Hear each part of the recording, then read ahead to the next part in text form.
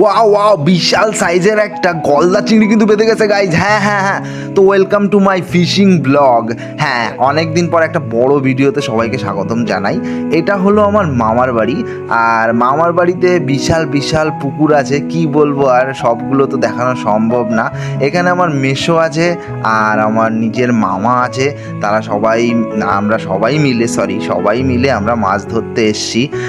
So দেখো কিভাবে জাল, তার মানে এটাকে বলে গড়ান টানা আমাদের ভাষায়। ওই দেখো টুক করে মাছটা চলে গেল। কিন্তু এখানে প্রচুর পরিমাণে ছোট বড় অনেক প্রকারের মাছ রাখা রয়েছে।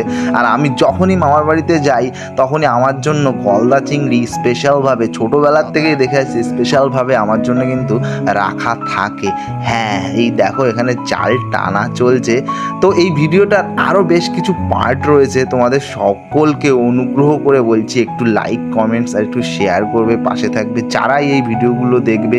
হ্যাঁ, আরও ভালো ভালো ভিডিও আনার জন্যে, আমার চ্যানেলে আরও ভালো কিছু করার জন্যে এই লাইক কমেন্টস আর তোমাদের শেয়ারগুলো কিন্তু খুব দরকার।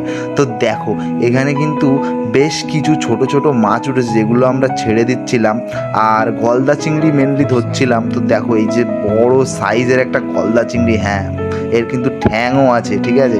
তো আজকে জমিয়ে খাওয়া দাওয়া হবে। এর পরের ভিডিওগুলোতে দেখাবো আরও কি কি মাছ আমরা পেলাম। দেখো এখানে কত ছোট বড় অনেক রকমের কিন্তু মাছ এখানে আছে আমাদের। আর এখন জালটা সবাই পরিষ্কার করছে আর কি, মামা মিলে জালটা পরিষ্কার করছে। এই দেখো এই একটা বড় সাইজের রুই কিন্তু এখানে রাখা হলো। হ্যাঁ, তো ভিডিওটি কেমন লাগলো সবাই কিন্তু অবশ্যই জানাবে। হ্যাঁ প্লিজ একটু কমেন্টস করবে, লাইক করবে প্লিজ, তোমাদের সবার কাছে রিকোয়েস্ট রইলো। একটু হেল্প না করলে কিভাবে চলবে বলো। Thank you for watching.